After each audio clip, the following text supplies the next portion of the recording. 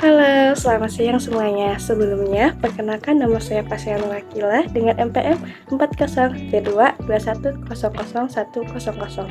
Saya di sini akan membuat sebuah video praktek wawancara. Selamat menyaksikan.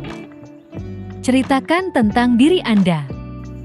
Baik Bu, sebelumnya izinkan saya untuk perkenalkan diri. Nama saya Fasya Nurakila, biasa dipanggil Akila. Saat ini saya seorang mahasiswa S1 Akuntansi di Universitas Widyatama Bandung. Dan saat ini saya berdomisili di Bandung. Selain aktif berkuliah, saya pun aktif mengikuti organisasi dan aktif dalam kegiatan workshop atau seminar sebagai panitia maupun peserta.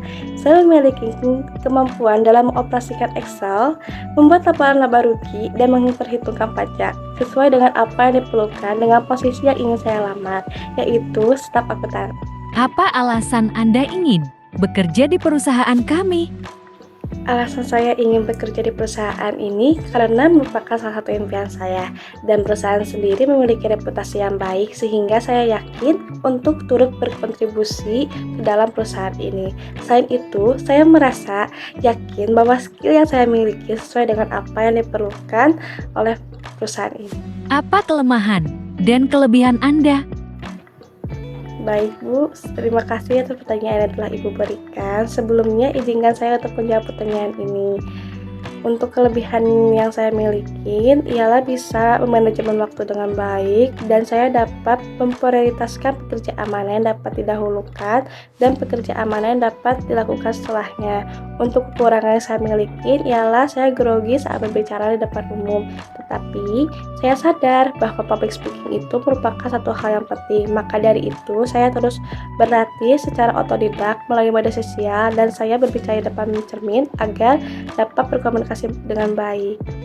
Apa yang akan Anda lakukan jika suami atau istri memiliki karir di luar kota dan menyarankan Anda untuk pindah domisili mengikuti suami atau istri? Jika suami saya memiliki karir di luar kota dan menyarankan untuk ikut serta pindah domisili, maka saya akan mempertimbangkan satu dan lain hal. Tetapi jika pada akhirnya solusi yang terbaik adalah ikut suami saya pindah domisili, sebelum saya pindah, saya akan mencari pengganti saya dan mengajarkannya hingga dia bisa menguasai dan melakukan pekerjaannya dengan baik dan benar. Apa kompensasi yang Anda harapkan dari perusahaan kami?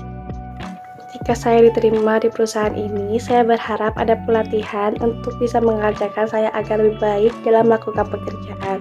Selain itu, saya berharap adanya tunjangan medikal yang dapat mengcover biaya sewaktu-waktu saya sakit.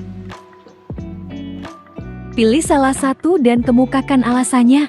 Jika atasan kalian memberikan pekerjaan di luar bidang, menolak agar bekerja fokus hanya satu bidang agar hasil maksimal, atau menerima agar mendapat ilmu dari bidang yang lain.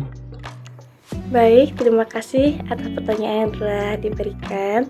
Sebelumnya, jika saya untuk menjawab pertanyaan tersebut, saya paham mungkin hal ini sering terjadi di perusahaan, tetapi jika boleh memilih, saya akan menolak karena agar bekerja fokus hanya satu bidang dan menghasilkan hasil yang maksimal.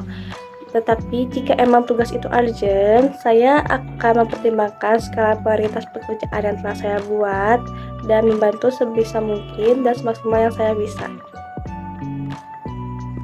Bagaimana cara mengatasi konflik dan negosiasinya jika Anda diberi wewenang untuk mengatasi kasus pembulian yang dilakukan salah satu karyawan berprestasi dan memiliki peran besar dalam perusahaan terhadap salah satu karyawan magang?